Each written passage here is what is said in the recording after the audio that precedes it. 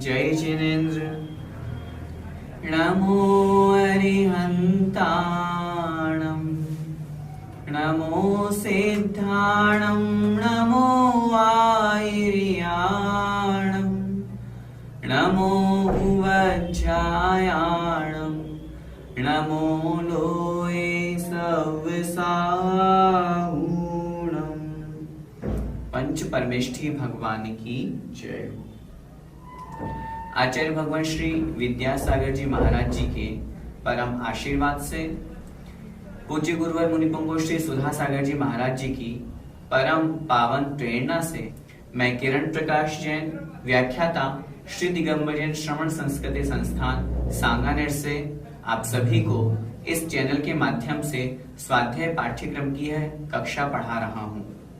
हम इस कक्षा के अंतर्गत सिद्धांत प्रवेशिका भाग 2, जिसमें भी दूसरा खंड है, उसे हम पढ़ रहे हैं। आज की इस कक्षा में हम पाठ 10 तत्व एवं पदार्थ के बारे में समझेंगे। इन तत्व और पदार्थ को समझने से पहले सबसे पहले तो हम यह समझे कि यह पाठ की आवश्यकता क्यों पड़ी। तत्व किसे कहते हैं, पदार्थ किसे कहते हैं, ये किस प्रयोजन के लिए है। हमने जो सबसे पहले रत्नत्रय के बारे में समझा था, सम्यक दर्शन, सम्यक ज्ञान और सम्यक चारित्र, उसमें सम्यक दर्शन पहला मूल जो है, वो रत्न जो है वह है सम्यक दर्शन। उस सम्यक दर्शन की जो परिभाषा है उसमें लिखा है तत्वार्थ श्रद्धानम सम्यक दर्शनम, अर्थात 7 तत्वों के प्रति एवं पदार्थों के प्रति जो श्रद्धान है, सच्चा विश्वास है, उसी का नाम है सम्यक दर्शन।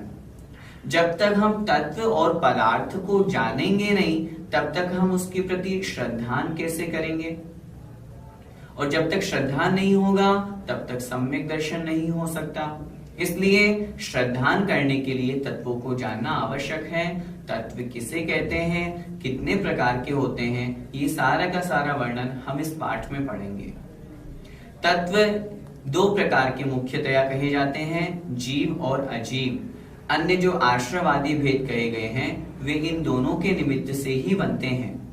वास्तव में आत्मा और शरीर अलग अलग हैं। इस प्रकार के भेद विज्ञान को करने के लिए हम इस तत्व वाले पाठ को अच्छी तरह से समझने की हमें आवश्यकता है। देखें तत्व की परिभाषा।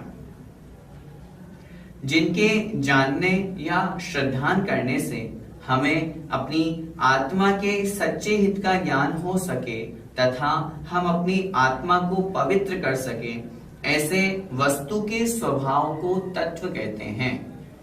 वस्तु का जो स्वभाव है, यहाँ पर जो शब्द है तत्व, इसमें 2 शब्द हैं, तत्व और त्व। तत्व मतलब वस्तु और त्व मतलब बना, उसका जो भाव है, उसका जो स्वभाव है वह कहलाता है तत्व। जैसे हम चर्चा करें जीव की, जीव एक तत्व है। क्यों है तत्व? क्योंकि जीव जो है, उस जीव का जो स्वभाव है, जीव का जो स्वभाव क्या है, ज्ञान दर्शन से युक्त होना। वही ज्ञान दर्शन से युक्त होना जीव तत्व कहा जाता है, और उस जीव तत्व के निमित्त से ही जीव का लक्षण घटित होता है।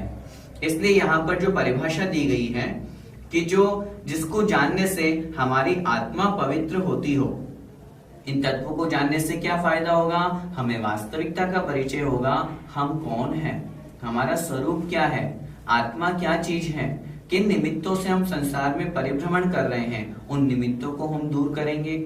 जिन निमित्तों से हम इन दुखों से दूर हो सकते हैं, उन निमित्तों को हम ग्रहण करेंगे, जिससे हमारी आत्मा का कल्याण होगा। इसलिए इन तत्वों के बारे में जानना आवश्यक है।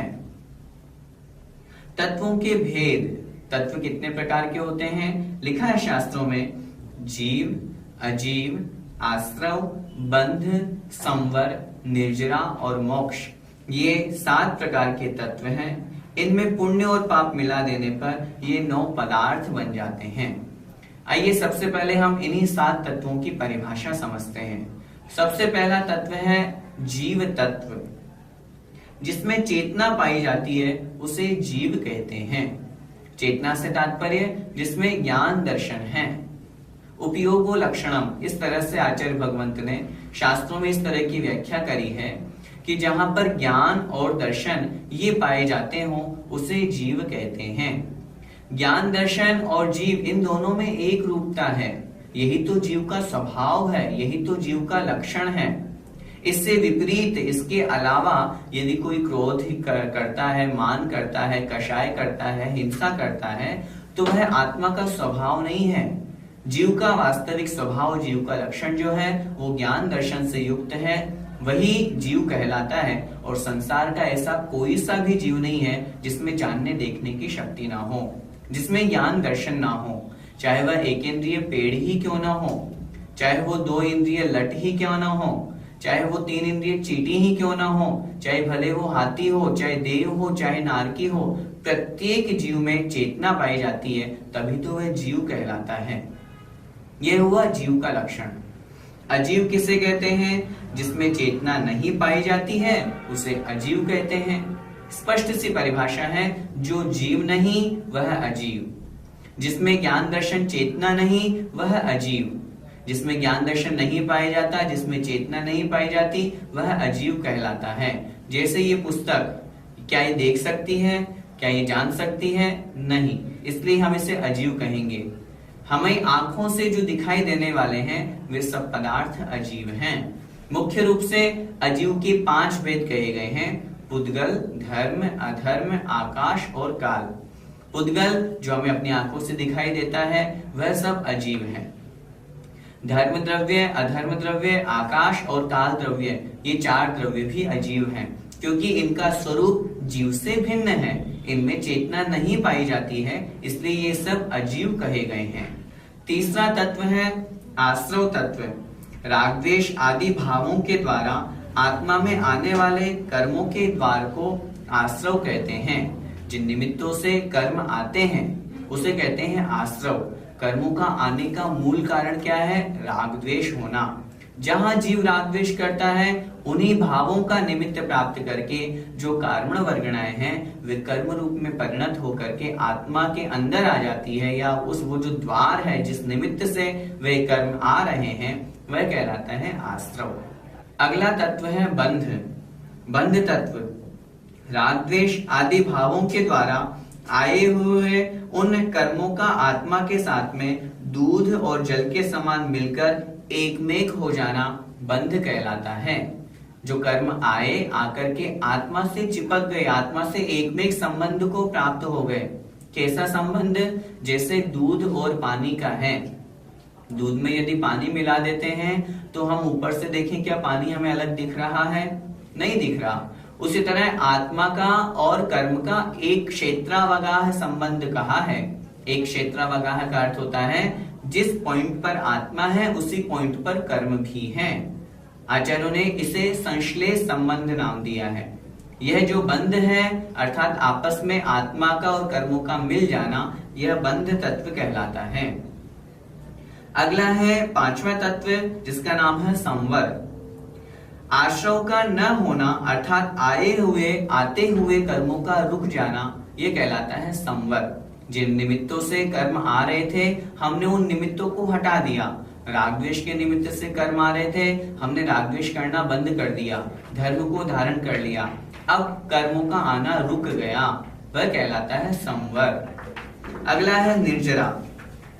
आत्मा के साथ बद्ध जो बंधे हुए कर्म थे उन कर्मों का एक देश अर्थात थोड़ा सा भाग क्षय को प्राप्त हो जाना, विनाश को प्राप्त हो जाना, वह कहलाता है निर्जरा। जो हमने पूर्व में कर्म बांधे थे उन कर्मों का आत्मा से धीरे धीरे अलग होना निर्जरा के जो साधन कहे गए हैं। मुनि पर्याय को प्राप्त करना, मुनि पद को धारण करना, व्रत समिति गुप्ति का पालन करना, महाव्रतों का पालन करना, इन सब निमित्तों से कर्म आत्मा से अलग होते हैं और उन कर्मों का धीरे धीरे एक देश थोड़े थोड़ा करके आत्मा से अलग हो जाना, यही कहलाती है निर्जरा। अंतिम तत्व है मोक्ष तत्व। ज्ञानावरण आदि जो 8 कर्म कहे गए हैं, उन 8 कर्मों का क्षय होकर आत्मा का सर्वथा शुद्ध हो जाना मोक्ष कहलाता है। मोक्ष शब्द का अर्थ ही छूटना है। संसार में जो आत्मा 8 कर्मों से युक्त थी, उन 8 कर्मों से जो छूट गई, उन 8 कर्मों का आत्मा से अलग हो जाना, पूर्णतया आत्मा की शुद्ध अवस्था का प्राप्त हो जाना, यह कहलाता है मोक्ष तत्व। इस प्रकार हमने ये 7 तत्व समझे, जीव, अजीव, आश्रव, बंध, संवर, निर्जरा और मोक्ष। ये जो 7 तत्व हैं, ये वास्तव में ये ही पूरा का पूरा संसार है। इन 7 तत्वों में मुख्यतया 2 तत्व, जीव और अजीव, इन्हीं 2 के निमित्त से आश्रव बंध हो रहा है, इन्हीं 2 के निमित्त से संवर, निर्जरा और मोक्ष होता है। इसलिए अच्छी तरह से पहले हम इन दोनों को समझ लें। इन दोनों को समझ लेंगे तो आश्रव आदि जो अन्य प्रकार के भेद बनते हैं, उनको भी हम समझ लेंगे। जब इन 7 तत्वों को समझेंगे तो हमारा श्रद्धान मजबूत होगा, और जब श्रद्धान मजबूत होगा तो 7 तत्वों के प्रति श्रद्धान होगा, वही हमारा सम्यक दर्शन कहलाएगा। हमने ये जो 7 तत्व पढ़े, इन्हें उदाहरण के माध्यम से समझते हैं। किताब में ही एक नाव का उदाहरण दिया है, देखिए हम उसके माध्यम से समझते हैं इन 7 तत्वों को। जैसे एक नाव है, वह जो नाव है वह क्या है, वह अजीव है। उसमें जो बैठे हुए व्यक्ति हैं वे जीव तत्व हैं। नाव में एक छेद है, उस छेद से पानी अंदर नाव में आ रहा है। वह जो पानी आने का द्वार है, वह द्वार कहलाया आश्रव। और पानी नाव में एकत्रित हो गया, जो पानी आ रहा था, आने का द्वार हुआ आश्रव, और आकर के वहां इकट्ठा हो गया। उस इकट्ठे होने का नाम है बंध। अब नाविक के द्वारा नाव डूब जाने के भय से पानी को रोकने के लिए उसने छिद्र को बंद कर दिया। छिद्र को जैसे बंद किया, पानी का आना रुक गया, वह कहलाया संवर। और फिर अंदर भरा हुआ पानी वो धीरे धीरे निकाल रहा है, अपने हाथों में लेकर के उस पानी को बाहर फेंक रहा है, कम कर रहा है, उसका नाम हुआ निर्जरा। और फिर अंत में जब वह सारा का सारा पानी निकाल देता है, नाव पुनः पहले की जैसे हल्की हो जाती है, वह कहलाता है मोक्ष। बहुत सुंदर सा उदाहरण आचार्य भगवान ने शास्त्रों में यह नाव का दिया है। उसी तरह हमें भी इन 7 तत्वों को समझना है। सिर्फ नाव का ही नहीं, हम अन्य और भी बहुत सारे उदाहरण ले सकते हैं। जैसे माना कि हम एक उदाहरण से चलते हैं, हम एक बस में बैठे हैं।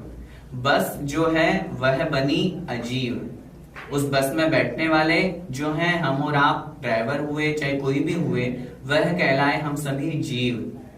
धीरे धीरे वहां उस बस में राग द्वेष के निमित्त से, ये तो हम सिद्धांत की अपेक्षा से प्रतिपादन कर रहे हैं, लोगों का आना वह जो हो रहा है वह कहलाया आश्रव। गाड़ी चलने को तैयार हुई और आकर के वे जो आए थे वो अपनी अपनी सीट पर बैठ गए, वह कहलाया बंध। अब वहां पर दरवाजा बंद हो गया, अब कोई भी व्यक्ति अंदर नहीं आ सकता, यह कहलाया संवर। जिसका जैसा जैसा स्टेशन आता गया वो वैसा वैसा उतरता गया, यह कहलाई निर्जरा।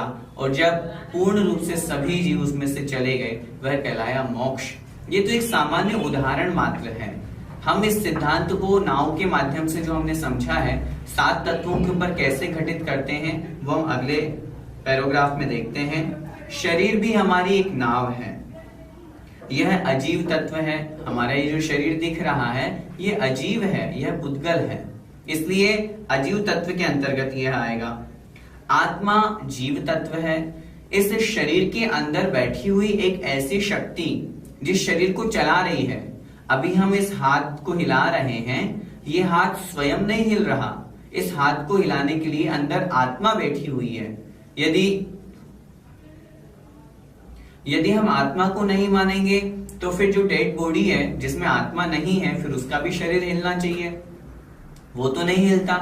इससे सिद्ध होता है कि हमारे शरीर के अंदर एक ऐसी शक्ति विद्यमान है जिसे हम आत्मा कहते हैं। यह जो आत्मा है यही वास्तव में जीव कहलाता है।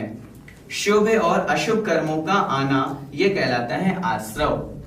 जैसे नाव में उस छेद के माध्यम से पानी आ रहा था, उसी प्रकार जीव जब राग द्वेष भाव करता है, शुभ या अशुभ परिणाम करता है, उस निमित्त से कर्म आते हैं। वो जो कर्म आ रहे हैं उसका नाम है आश्रव। आगे कह रहे हैं आए हुए कर्मों का आत्मा के साथ एकमेक हो जाना यह कहलाता है बंध। जो कर्म आए आकर के आत्मा के साथ में एकमेक संबंध को प्राप्त हो गए, जैसे दूध और पानी आपस में मिल जाता है, उसी प्रकार वे कर्म आए और आकर के एकमेक संबंध को प्राप्त हो गए, उसका नाम है बंध। उसके पश्चात मन वचन काया की चंचलता को रोकना, इसका नाम है संवर। जीव ने क्या किया, उसे जब मालूम चला कि अरे इससे तो मेरे कर्म आ रहे हैं और बंध हो रहा है, अब मैं ऐसी क्रिया करूं, ऐसा कार्य करूं जिससे मेरे कर्म आना रुक जाए, तो वह जीव क्या करता है, अपने मन वचन काया को वश में करता है, ऐसी क्रियाओं को करता है जिससे वह संसार में नहीं भटके, राग द्वेष को कम करता है, इन निमित्तों को ग्रहण करता है जिससे उसके कर्म आना रुक जाते हैं, और उन कर्मों का आना रुक जाना ही कहलाता है संवर। आगे कह रहे हैं तप के द्वारा कर्मों का आत्मा से एक देश छूटना ये कहलाती है निर्जरा। आचार्यों ने शास्त्रों में लिखा तपस्या करने से कर्मों की निर्जरा होती है। निर्जरा का तात्पर्य है कर्मों का आत्मा से अलग होना। निर्जरा भी दो प्रकार की, एक सविपाक निर्जरा, एक अविपाक निर्जरा। सविपाक निर्जरा का अर्थ होता है जो फल देकर के झड़ रहे हैं कर्म, वह कहलाती है सविपाक निर्जरा, और जो बिना फल दिए ही झड़ते हैं, अर्थात जिससे आत्मा का कल्याण होने वाला है, वह कहलाती है अविपाक निर्जरा। प्रति समय हमारे कर्म उदय में आ रहे हैं, ऐसा कोई सा भी समय नहीं है, ऐसा कोई सा भी सेकंड नहीं है जब हमारे कर्म उदय में नहीं आ रहे हों, लेकिन उन उदय में आकर के जो झड़ रहे हैं कर्म, उससे आत्मा का कोई कल्याण नहीं होने वाला। वो तो एक चींटी के भी हो रहा है, वो तो एक हाथी के भी हो रहा है, वो तो एक इंद्रिय पेड़ के भी हो रहा है, लेकिन तपस्या करके जो कर्म बाद में उदय में आने वाले थे, उन कर्मों को हम पहले ही उदय में ला करके झड़ा देते हैं, वह कहलाती है अविपाक निर्जरा, और उसी से आत्मा का कल्याण होने वाला है। इसीलिए यहाँ जिस निर्जरा की बात चल रही है, ये तपस्या के माध्यम से ही संभव है, और कर्मों से आत्मा का पूर्ण रूप से अलग हो जाना यही मोक्ष कहलाता है। जब कर्म संपूर्ण रूप से अलग हो जाते हैं, ज्ञानावरण, दर्शनावरण, मोहनीय, अंतराय, आयु, नाम, गोत्र और वेदनीय, घातिया और अघातिया, इन 8 प्रकार के कर्मों से जब शरीर पूर्णतया, जब आत्मा पूर्णतया छूट जाती है, आत्मा में कोई भी कर्म अवशिष्ट नहीं रहता, तब आत्मा मुक्त अवस्था को प्राप्त होती है। सामान्य रूप से जहां द्रव्य कर्म, भाव कर्म और नो कर्म तीनों नहीं होते हैं, ज्ञानावरणादि जो है ये द्रव्य कर्म कहलाते हैं। इनके निमित्त से जीव जो राग द्वेष करता है, जितने भी उसके परिणाम हैं, जो भाव हैं, वे भाव कर्म कहलाते हैं, और ये जो शरीर आदि हैं, ये नो कर्म कहलाते हैं। इन तीनों प्रकार के कर्मों से अलग होना, अर्थात शुद्ध आत्म स्वरूप को प्राप्त हो जाना, उसी का नाम है मोक्ष। इस नाव के उदाहरण के माध्यम से हमने ये जो 7 तत्व पढ़े, जीव का लक्ष्य है मोक्ष प्राप्त करना। उस मोक्ष प्राप्त करने के लिए उसे संवर और निर्जरा को ग्रहण करना पड़ता है। उस संवर निर्जरा को ग्रहण करने के लिए उसे आश्रव और बंध को समझना पड़ता है। आश्रव बंध को समझ करके उसे उनसे दूर होना चाहिए। जिन निमित्तों से कर्मों का आश्रव होता है, जिन निमित्तों से कर्म आकर के आत्मा के साथ में संबंध बंध को प्राप्त होते हैं, उन निमित्तों को जीव को नहीं करना चाहिए।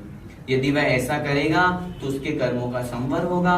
जब संवर होगा तो जो पूर्व में संचित हैं, पहले उससे ही उसके आत्मा के साथ में कर्म है, तपस्या के प्रभाव से वे निर्जरा को प्राप्त होंगे, और जब निर्जरा को प्राप्त होंगे तो एक समय ऐसा आएगा कि अपने पूर्व संचित सभी कर्मों को वह जीव समाप्त कर देगा और सब कर्मों से अलग होकर के मुक्त अवस्था को प्राप्त कर लेगा, और वही मुक्त अवस्था सिद्ध अवस्था कहलाती है। हम सभी का लक्ष्य उस सिद्ध अवस्था को ही तो प्राप्त करना है, उस सिद्ध अवस्था को प्राप्त करने के लिए हमने इन 7 तत्वों को समझा। इन 7 तत्वों में हम कौन हैं? सबसे पहले हम यह बात समझें, हम जीव हैं, हम आत्मा हैं। दूसरा जो तत्व है अजीव, जो शरीर आदि है वे अजीव कहलाते हैं। हम अपनी आत्मा में और शरीर में भेद करें। जो मूढ़ व्यक्ति होता है, जो मिथ्या दृष्टि होता है, वो शरीर और आत्मा को एक ही मानता है। पंडित दौलत राम जी ने लिखा है, तन उपजत अपनी उपज जान, तन नशत आपको नाश मान। वह जो मिथ्या दृष्टि जीव है वो क्या करता है? वह सोचता है शरीर की उत्पन्न होने को अपनी आत्मा का उत्पन्न होना मानता है, शरीर के नाश होने को अपनी आत्मा का नाश होना मानता है। उसे शरीर में और आत्मा में कोई भेद ही नहीं दिखाई देता, इसलिए वह संसार में परिभ्रमण करता है, दुखी होता है। हम सबसे पहले तो ये भेद विज्ञान करें कि आत्मा और शरीर अलग अलग है। जब हमें यह समझ में आएगा तो हम शरीर के प्रति राग नहीं करेंगे, इस शरीर से काम करवाएंगे, हम अपनी आत्मा के कल्याण की भावना भाएंगे, राग द्वेष को कम करेंगे। जब कम करेंगे तो आश्रव बंद नहीं होगा, जब आश्रव बंद नहीं होगा तो संवर होगा, संवर के साथ में और तपस्या करेंगे तो निर्जरा होगी, और फिर हमारा मोक्ष मार्ग का रास्ता खुलेगा, जिससे हम मोक्ष अवस्था को प्राप्त करेंगे। इस प्रकार हमने इन 7 तत्वों को समझा। अब इन 7 तत्वों के आगे जो पदार्थ है उसे हम समझते हैं। जैसा कि हमने पूर्व में चर्चा करी, इन जीवादि 7 तत्वों में ही जब पुण्य और पाप, ये 2 पदार्थ, 2 जो विशेष हैं, हम जब इनको मिला देते हैं तो वही 9 पदार्थ बन जाते हैं। पदार्थ किसे कहते हैं उसकी परिभाषा देखें। जिसमें तत्व पाया जाता है उसे पदार्थ कहते हैं। 7 तत्वों में पुण्य तथा पाप मिलाकर 9 पदार्थ बन जाते हैं। जिसमें तत्व पाया जाता है, तत्व पाए जाने से तात्पर्य है जिसमें वस्तु का जो स्वभाव है वो जहां पर पाया जाता है उसे ही पदार्थ कहते हैं। पदार्थ 9 होते हैं, जीव, अजीव, आश्रव, बंध, संवर, निर्जरा, मोक्ष, पुण्य और पाप। हमने 7 तत्वों के बारे में तो समझ लिया, वही 7 तत्व 7 पदार्थ के रूप में भी हमें समझना चाहिए। अब हम उसी के आगे 2 पदार्थ जो पुण्य और पाप हैं उनके बारे में हम समझते हैं। सबसे पहले पुण्य। पुण्य किसे कहते हैं? जिससे प्राणी को इष्ट वस्तु की प्राप्ति तथा सुखदायक सामग्री प्राप्त होती है उसे पुण्य कहते हैं। जैसे यहाँ उदाहरण दिया, सुपुत्र की प्राप्ति होना, व्यापार में लाभ होना, उच्च पद की प्राप्ति होना, ये सब पुण्य के उदय से ही प्राप्त होते हैं। हमारे मन में आया हमें ये वस्तु प्राप्त होनी चाहिए, यह मिलना चाहिए, और उस वस्तु की प्राप्ति हमें हो गई, इसका मतलब समझना चाहिए हमारे पुण्य का उदय है, तभी तो हमें वह वस्तु प्राप्त हुई। कोई भी वस्तु हमें जब प्राप्त होती है तो निश्चित रूप से पुण्य का उदय होता है, तभी प्राप्त होती है। पुण्य का उदय नहीं होता तो हम कितना भी प्रयास कर लें, कितनी भी मेहनत कर लें, तो हमें वह वस्तु प्राप्त नहीं होती। इसलिए तो कहते हैं भैया अपने पुण्य को बढ़ाओ, अपने पुण्य को गाढ़ा करो, ताकि वो जो हम चाहते हैं वो हमें प्राप्त हो जाए। पुण्य कैसे बढ़ता है लिख रहे हैं, धर्म का पालन करना, पूजन करना, दान देना, शिक्षा का प्रचार प्रसार करना, परोपकार आदि करना, ये सब पुण्य संचय के कारण हैं। जिन निमित्तों से हमारा पुण्य बढ़े उन निमित्तों को हमें हमेशा करते रहना चाहिए। अभी हम जिस अवस्था में हैं उस अवस्था में पाप हमारे लिए छोड़ने योग्य है और पुण्य हमारे लिए ग्रहण करने योग्य है। पुण्य की क्रियाएं यदि हम नहीं करेंगे तो फिर हमारा मन पाप क्रियाओं की तरफ जाएगा, मन वचन काय हमारा पाप क्रियाओं की तरफ जाएगा, जिससे पाप का आश्रय होगा और हमें नरक आदि पर्यायों में भटकना पड़ेगा। यदि पुण्य होगा, यदि हम धर्म की क्रियाएं करेंगे तो उस निमित्त से हमें अच्छी गति प्राप्त होगी, धर्म सुनने का सुअवसर प्राप्त होगा। हम कहते भी हैं आज बड़े पुण्य के उदय से हमें यह पर्याय मिली है, तो पुण्य था तभी तो हमें यह मनुष्य पर्याय मिली, तभी तो हमें इतना सुंदर यह पाठ्यक्रम पढ़ने को और सुनने का सौभाग्य प्राप्त हो रहा है। तो ये सब पुण्य के निमित्त हैं। जहां भी पुण्य का निमित्त मिले हमें अपने पुण्य को बढ़ाना चाहिए। यहाँ जो बात कही है धर्म का पालन करना, हम श्रावक हैं, श्रावक के 6 आवश्यक कहे गए हैं, श्रावक के 8 मूल गुण कहे गए हैं, हमें उनका पालन करना चाहिए। प्रतिदिन जिनेंद्र भगवान की पूजन अभिषेक करना चाहिए।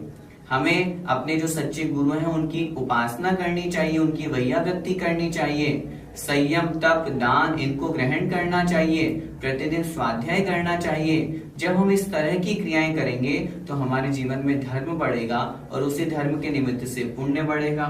साथ में जो दान देना है, शिक्षा का प्रचार प्रसार करना है, परोपकार है, दूसरों का उपकार करना, किसी की सहायता करना, इन सब निमित्तों से हमारा मन साफ होता है और पुण्य में बढ़ोतरी होती है। अगला जो पदार्थ है वह है पाप। पाप किसे कहते हैं? जिससे प्राणी को अनिष्ट वस्तु और दुखदायक सामग्री प्राप्त होती है उसे पाप कहते हैं। जैसे पुत्र का मर जाना, चोरी हो जाना, रोग हो जाना आदि, ये सब पाप के उदय से होते हैं। हम बहुत प्रकार से संसार में दुखी होते हैं तो हम यही कहते हैं क्या करें भाई, हमारे पाप कर्म का उदय है। हम दुखी क्यों होते हैं? पाप के निमित्त से। सुखी क्यों होते हैं? पुण्य के निमित्त से। तो हम ऐसी क्रियाएं क्यों करें जिससे हमारे पाप कर्म का बंध हो? किन निमित्तों से होता है पाप कर्म का बंध? यहाँ कह रहे हैं हिंसा करना, झूठ बोलना, चोरी करना, परिग्रह रखना, पर निंदा करना, किसी का बुरा विचारना तथा जुआ खेलना आदि खराब कार्य, ये सब पाप संचय के निमित्त हैं, पाप संचय के कारण हैं। यदि हम इन क्रियाओं को करेंगे तो हमारा पाप कर्म का बंध होगा। जब पाप कर्म का बंध होगा और वो उदय में आएगा तो निश्चित रूप से हमें दुख ही होगा। एक बात अच्छी तरह से विचार कर लें, हमारे प्रति समय कर्मों का बंध होना है, नियम से होना है। अब यदि हम अच्छे कार्य करेंगे तो शुभ कर्मों का बंध होगा, पुण्य कर्मों का बंध होगा। यदि हम गलत काम करेंगे, गलत क्रियाएं करेंगे, गलत मन में विचार करेंगे तो अशुभ कर्मों का बंध होगा, पाप कर्मों का बंध होगा। अब डिपेंड हमारे ऊपर करता है हम किस तरह का जीवन जीना चाहते हैं।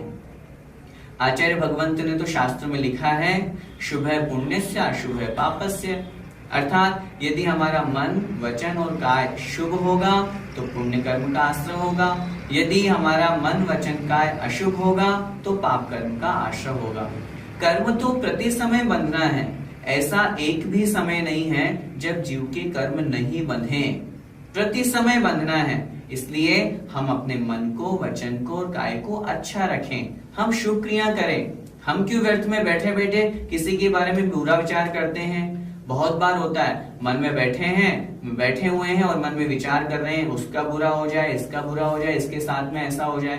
क्या हमारे विचार करने से उस व्यक्ति का बुरा हो जाएगा? क्या नहीं होगा। उसका बुरा हो या नहीं हो वो उसके कर्मों का फल है, लेकिन हमारे द्वारा बुरा विचार करने से हमारा पाप कर्म बंधा और उस पाप कर्म का जब उदय आएगा तो हमारे स्वयं का बुरा हो जाएगा।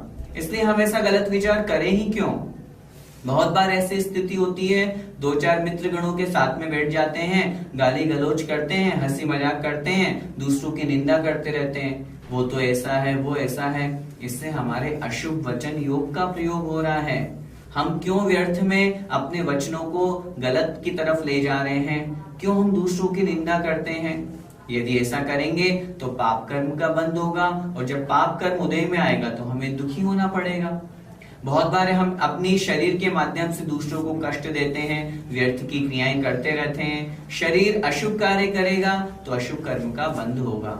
और यदि इन्हीं तीनों की जगह हम अपने मन को अच्छा रखें, मन में हमेशा अच्छे परिणाम रखें, हमेशा सोचें सर्वे भवन्तु सुखिनः, सर्वे सन्तु निरामयाः, सर्वे भद्राणि पश्यन्तु मां कश्चित् दुःख भाग् भवेत्। संसार के सभी जन सुखी हों, निरोगी हों, किसी को कोई कष्ट नहीं हो, इस तरह की पवित्र भावनाएं रखें, मन को पवित्र रखें, मन को साफ रखें, मन में किसी के प्रति कोई भेदभाव नहीं रखें। मन को अच्छा रखेंगे, शुभ मनोयोग होगा, शुभ पुण्य कर्म का आश्रय होगा। हम वचनों से जब भी बोलें हमेशा मीठा बोलें, अच्छा बोलें, धर्म की बात बोलें। हम बाहर खड़े होकर के 1 घंटा फालतू की बकवास तो कर लेते हैं, लेकिन जब एक बार भक्तामृत स्तोत्र पढ़ने के लिए कहा जाता है तो बोलते हैं अरे भैया हमसे नहीं होता। 1 घंटे बकवास कर ली, उसमें तो कोई फर्क नहीं पड़ा, और 15-20 मिनट में एक बार भक्तामृत स्तोत्र का पाठ होना है, उसमें हमें जोर आता है।